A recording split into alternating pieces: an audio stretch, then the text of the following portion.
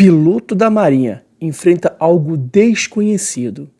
O encontro de UFOs com a piloto norte-americana Alex Dietrich. No mundo da aviação, poucas coisas são mais rigorosamente treinadas e compreendidas do que o comportamento aéreo, física e reconhecimento de ameaças. Os pilotos são os mais capacitados para identificar qualquer coisa que exista nos céus. Bom dia, boa tarde, boa noite, boa madrugada, aonde você estiver. Eu sou o THIAGO TICCHETTI.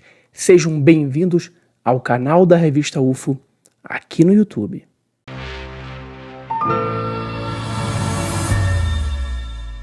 Há muitos anos, os pilotos são testemunhas de avistamentos de objetos voadores não identificados no céu. Isso já vem desde a Segunda Guerra Mundial, só para dar um exemplo. Mas mais recentemente, os pilotos mais experientes, os Top Guns norte-americanos, eles estão sendo testemunhas de algo incompreensível, de algo desconhecido, que até eles, os mais capacitados, mais treinados para identificar, não conseguem falar o que estão vendo. E uma das testemunhas mais capacitadas, que foi testemunha do aparecimento de um objeto voador não identificado, de um UAP, de um UFO, foi a capitã Alex Dietrich. Alex Dietrich serviu por 2 décadas na Marinha dos Estados Unidos como piloto de caça, voando o FA-18F Super Hornet. Durante seu serviço, ela completou 2 missões de combate em apoio à Operação Iraq Freedom e à Operação Enduring Freedom no Afeganistão. Seu histórico distinto inclui mais de 1.250 horas de voo e 375 pousos em porta-aviões, uma prova da sua habilidade e dedicação. Entre suas honrarias estão a Estrela de Bronze e a Medalha de Combate Aéreo. O Encontro, em 2004, foi uma missão de treinamento que se tornou um mistério. Enquanto designada para o Striker Fighter Squadron 41, conhecido como Black Aces, Dietrich estava participando de uma missão de treinamento de rotina na costa do sul da Califórnia em novembro de 2004.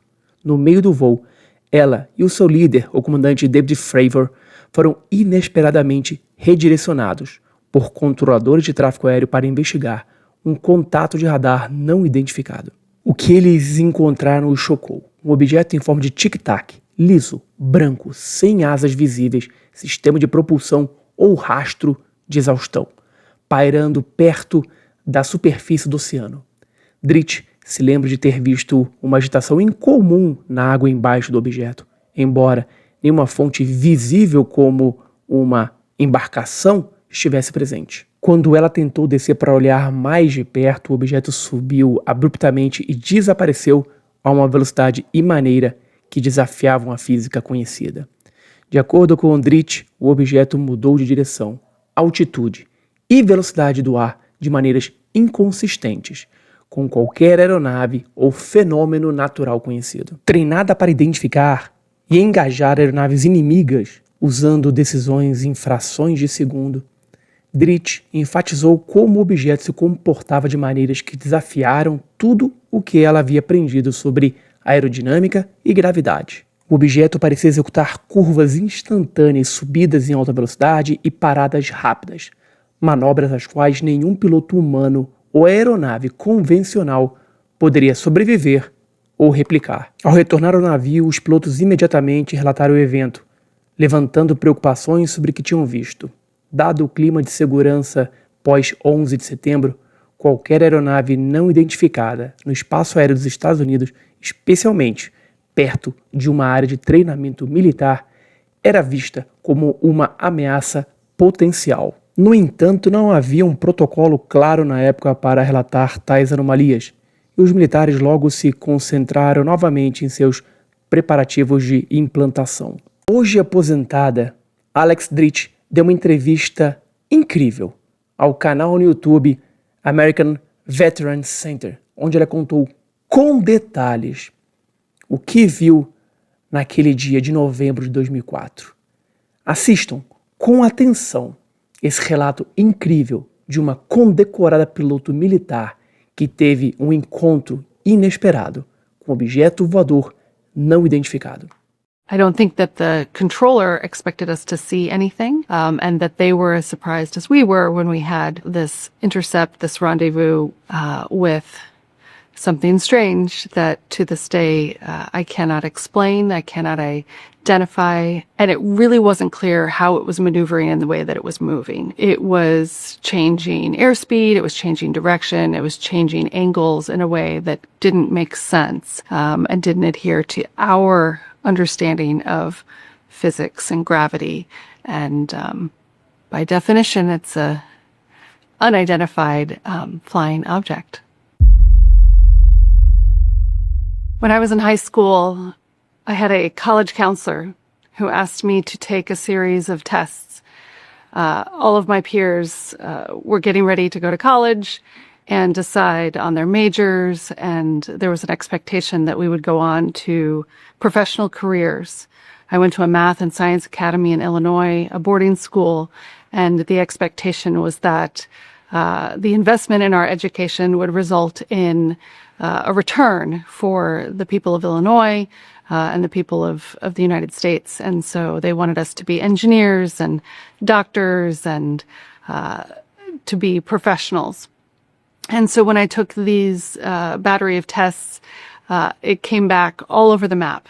I wanted to be a park ranger and an architect and a dog walker and everything in between. And so this college counselor that I had, he said, look, you just need to declare a major. You just need to decide on a college, and let's reframe this. Imagine yourself when you're 40 and look back. What do you want to have accomplished? What do you want to have done with your life to that point? And I said, Mr. Hernandez, this is a great exercise. All the 40-year-olds that I know are getting divorced. They're going through a midlife crisis. They're switching careers. He said, no, that's not what I meant. But I said, no, this is actually a really good exercise. So I had a moment of clarity that I wanted to go and have an adventure. I wanted to travel the world, and I wanted to do something that I could only do when I was young.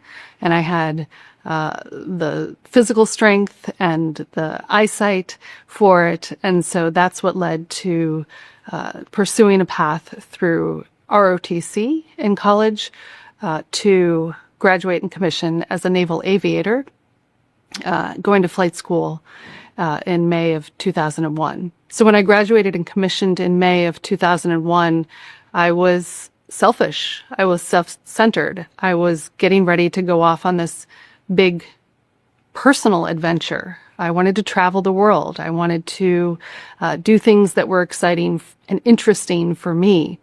And so I went down to Pensacola, Florida for our initial, it's called API, Aviation Pre-Flight Indoctrination. It's ground school. And so they teach you navigation. They teach you about engine systems. They teach you about weather. But you're sitting in a classroom and you're reading books and you're taking tests. And so that summer was on the beach in Florida. It was anticipating this big adventure that I was on the cusp of. And then it came time for the first flight. And my first flight was on 9/11. Take me through that. Obviously, it was started like a normal day for everybody. It was beautiful on the East Coast, that kind of thing. It was beautiful. I was in Corpus Christi, Texas for primary flight training. And it was sunny, it was clear, it was exciting. I have a selfie in front of the aircraft, the T-34 Turbo Mentor, the little prop planes that we flew. And I had gone through the simulators and I had gone through the checklists and I was ready. I was excited. And again, I was very selfish. I was very self-centered that this was the beginning of my adventure and that I was going to do something cool. I was going to do something interesting. I was going to do something fun. And everything changed in that day, in that moment. It was a paradigm shift. And I realized that it's not about me and that I'm a part of something bigger than myself. And so in that moment and in the immediate aftermath, as we all tried to make sense of what was happening, and what it meant for us as newly commissioned ensigns. I had taken an oath. I'd raised my right hand and sworn to support the Constitution, to defend the Constitution, and I needed to figure out what that meant. And I went back and I reflected on that oath and saw it in a new light and had to figure out how I was going to contribute in a meaningful way. So then I went through the intermediate and advanced training in Kingsville, Texas, and from there was winged and went to the F-18 Super Hornet Fleet Replacement Squadron. From there, I went to VFA 41, Black Aces, first to fight, first to strike, and was deployed on the USS Nimitz in support of troops on the ground in Iraq and Afghanistan for the global war on terror. So doing 2 combat deployments with that squadron in 2005 and 2007. So let's go back to 2004, flying around off the coast of San Diego. Mm-hmm. Paint that picture for, before we get into the actual Tic Tac story, like why are our aviators down there? What are they doing around there? So we have, again, this just incredible advantage of having the resources and the space, the ranges, and the ability to go out and do this extensive training before any of our operations. And so in November of 2004, I was with the VFA 41 Black Aces flying off the USS Nimitz, and we were in a pre-deployment workup phase. So we were getting ready to go on our deployment that following spring.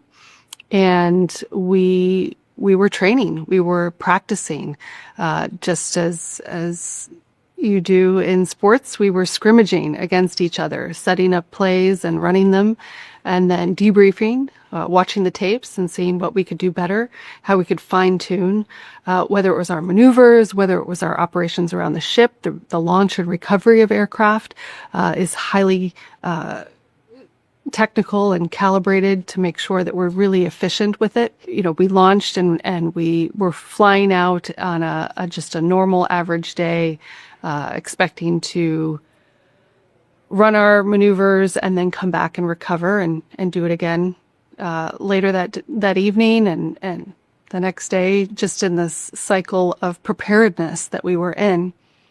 And so we were surprised when we got a call after launch and a vector away from our pre-planned, pre-briefed airspace. So before you launch, you agree on a rendezvous point and cap points where, in this scrimmage, you say, okay, blue will set up over here and red will set up over here, and we'll run at each other and do our fight and then reset to the caps. And so we were doing our administrative phase of flight. We were checking our fuel state. We were doing other checks on our systems and taking sips of water and getting ourselves ready to get into this practice mode when we got a vector to go over to a different piece of airspace in the general vicinity and check out a real world contact. And I don't think that the controller expected us to see anything, and that they were as surprised as we were when we had this intercept, this rendezvous, or a merge with something strange that to this day I cannot explain, I cannot identify, and so by definition it's a unidentified flying object. Take me through coming up on this object. What did you see first that made you go, what the heck is that? So I was new to the squadron. I was a lieutenant junior grade and on the wing of the commanding officer, Commander David Fravor. He had a senior lieutenant in his backseat, and I had a department head, a lieutenant commander in my backseat. So I was hanging on, trying to make sure that I didn't make any gaffes or goofs, and trying to just be a good wingman, which means keeping sight of your lead, not hitting them, not getting lost, and showing up as the support that you need to be. So as we came to the merge plot, which is where the radar points, come together on the scope, we've transitioned our scan to outside. Instead of looking at our instruments, looking and scanning the horizon and scanning around. And so amongst the four of us, somebody shouted out, "Hey, look in the water." And when I looked down, I saw a strange churning in the water. So there was a otherwise calm ocean, and then this bit of white water that was churning with no apparent source. So it didn't seem to be a vessel or anything there. And if it hadn't been for that white water, and I don't know if it's related, but if it hadn't been for that as an anchor point for my tally, I don't think that I would have picked up the actual UFO itself, because that flew very close to it. And from there I saw this strange thing that we affectionately termed the Tic Tac, because it looks like a little breath mint. And when I say little, I mean, from a distance it's small, but we estimated that it's about the size of our own fuselage. So about 30 to 40 feet long and smooth, just like a Tic Tac breath mint, sort of a matte white color with no windows, no flight control surfaces, no visible forms of propulsion. So when we're trained and when we practice, we look for surface-to-air missiles, we look for other aircraft, and we train our scan in a way to look for paint schemes and identifying artifacts. We look for a smoke trail, we look for contrails, other things that will help us figure out what it is and where it's coming from and what its intent is. And in this particular case, we couldn't figure out any of that. And so we all got very excited on the radio, talking to each other amongst the flight, amongst the two aircraft, and the back and forth in the cockpit, and then to the controllers. So the air traffic controller in the area of our military exercise. So as I understand, and I could be mixing up the details, I understand that this object was off the surface of the water more or less, and then there was a moment where it shot up to about 80,000 feet very quickly. Could you describe that moment? So not only did it look strange and not have, it wasn't obvious how it was flying, because again, we look for wings and rudders and smoke trails and things that will help us understand which way is it going and how is it doing that, and then how can I get an advantage over it? Is it going to have a slow turn rate? How can I get angles to get a shot off if I need to? Not that we had live armament, not that we were off the coast of San Diego in a training mode, but we're always thinking about, can I shoot that down? Can I take that? And in that case, it wasn't clear what it was, and it really wasn't clear how it was maneuvering in the way that it was moving. So it was changing airspeed, it was changing direction, it was changing angles in a way that didn't make sense, and didn't adhere to our understanding of physics and gravity and all of the aerodynamics that we study and really live and die by, literally, in our aviation training. Was there a speed that this thing was measured at? An estimate of how fast it traveled at maybe its fastest point during this whole encounter? So I don't have in our aircraft, we didn't have a radar lock on it. We had visual of it. There's another aircraft that came out from our squadron the following cycle that got the FLIR footage that you might have seen, the black and white grainy footage. But the air traffic controller that was on the other ship, on the Princeton, was the one who identified this blip on the radar that didn't make sense in terms of the speed and the altitude. And I wish that they would have told us before we launched what they were seeing. I think that they thought it was a glitch in the system. And it's my understanding that they turned the system off and turned it back on to reset it, as you do with a computer. And so we were the first aircraft that were airborne after they were seeing these glitchy hits. And so they vectored us to see if there was anything there. And again, I think they were just surprised that there was something there. And so in terms of the altitudes and the airspeeds that they were seeing, I can't speak to that except to say that it was strange enough that they vectored us out to check it out. Now, you said this thing was making turns and doing things like that. So, like, what kind of turns are we talking? Are we talking like hard right angle turns? Yeah. So, if you're turning, if you've ever driven a boat or just turning in your car, you have a turn radius that's required. It takes a while to actually move the vehicle or the vessel around. And it's the same thing in the air. We put a turn in, and then we can pull high G turns to make it a smaller turn radius, but there's a limit to that. And so when we talk about the envelope or pushing the envelope, it's literally a graph in our aerodynamics textbooks that you can see where this is the edge. If you turn this this amount of G and this amount of angle of attack, and if this is your weight and this is your configuration. And so we're very sensitive to that. And this UFO, unidentified flying object, didn't adhere to any of those rules. So it was really turning what to our naked eye visually looked to be instantaneously. It seemed to be changing airspeed and altitude and direction, just, without having to go through the normal contortions that we normally have to go through, and the complicated ballet that we practice in our air combat maneuvering, our BFM, our basic fighting maneuvering, our dog fighting, which is, it made us both alarmed and also really impressed in the moment to say, what is that doing? How's it doing it? And I would like to be doing that. And so that's interesting to me, because you're saying this from the perspective of assuming that there's a man or a human being flying this thing, and you're going, well, that. So I don't assume that there was anybody in it.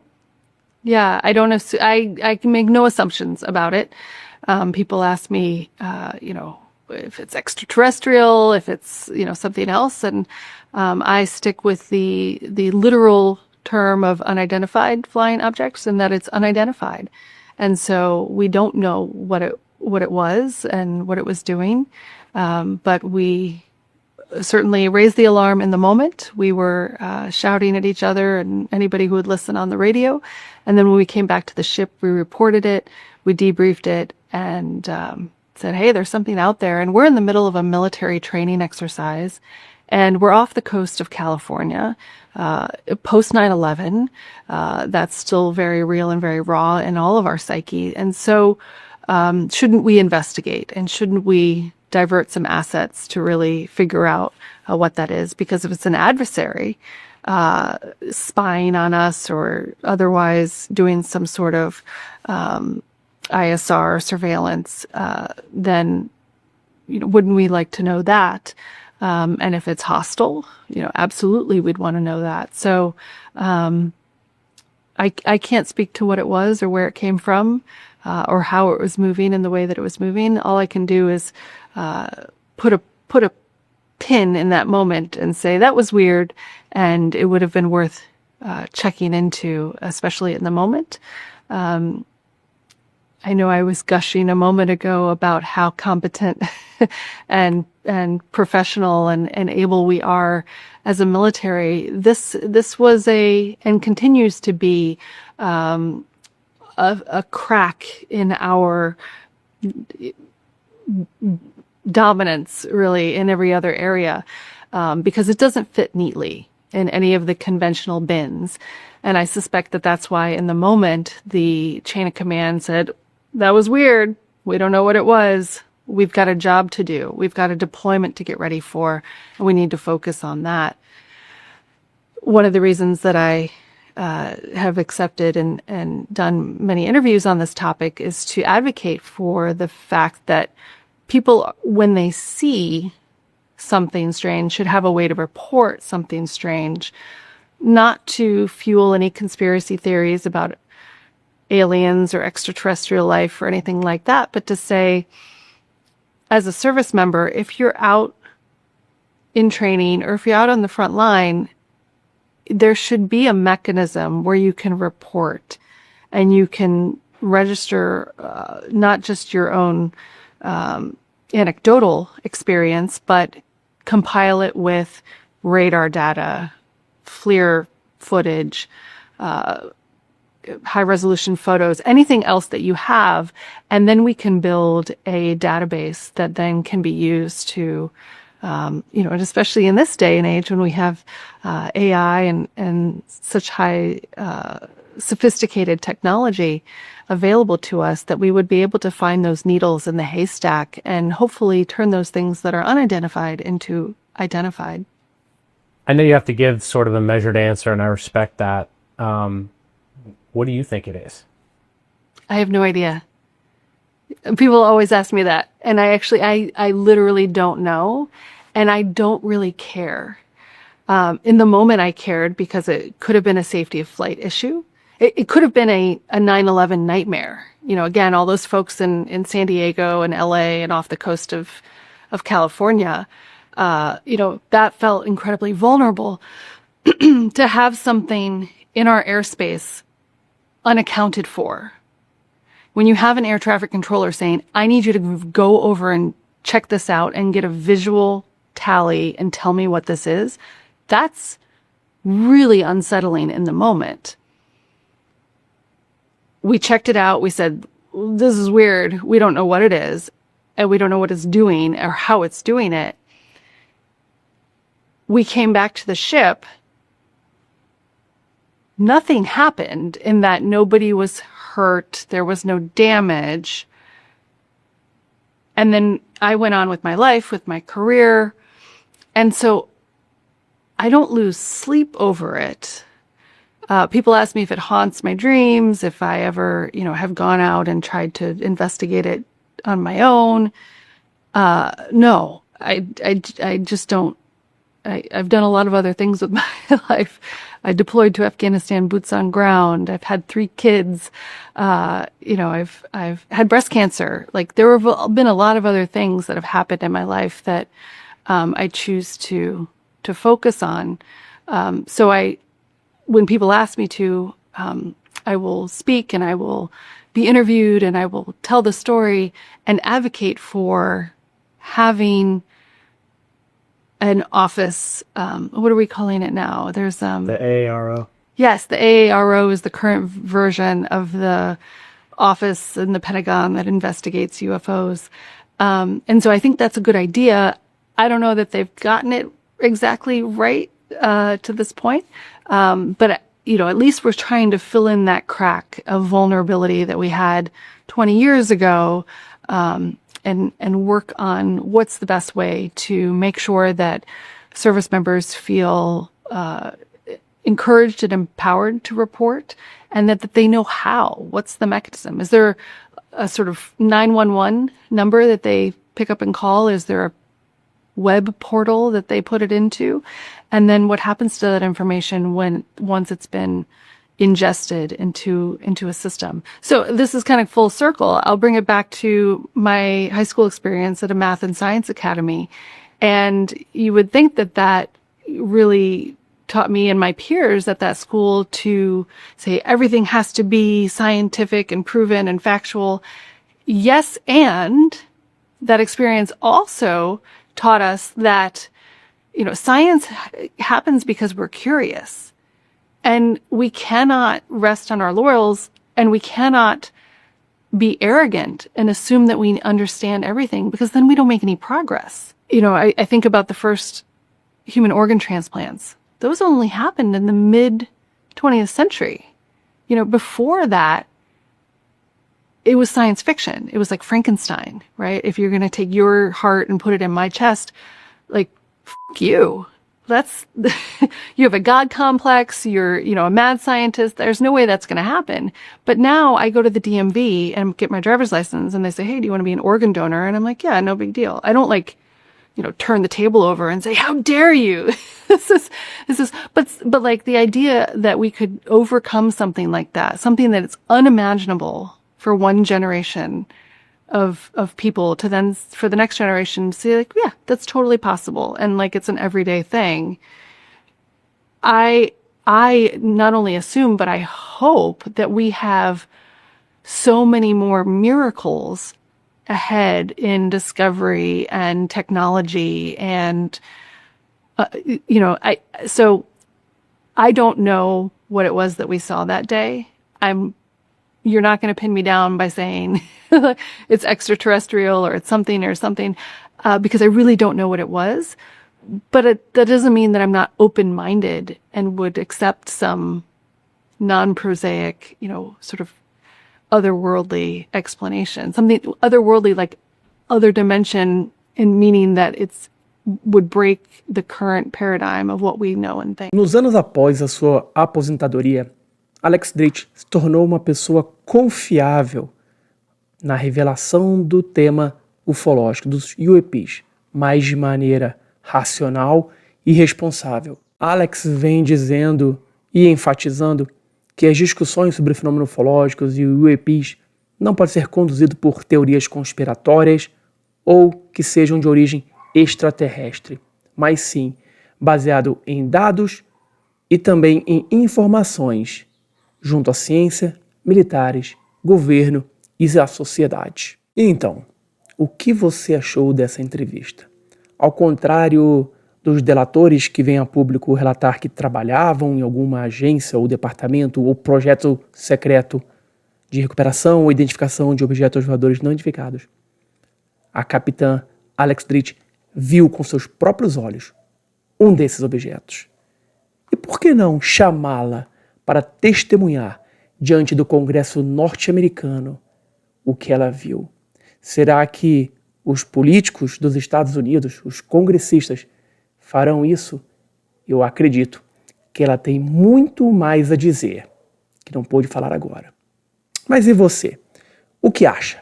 O que acha desse relato? Será que o que a capitã viu realmente era um OVNI? Era o UFO Tic Tac? Eu quero saber a sua opinião. Deixa aqui nos comentários do vídeo. Um abraço e até a próxima.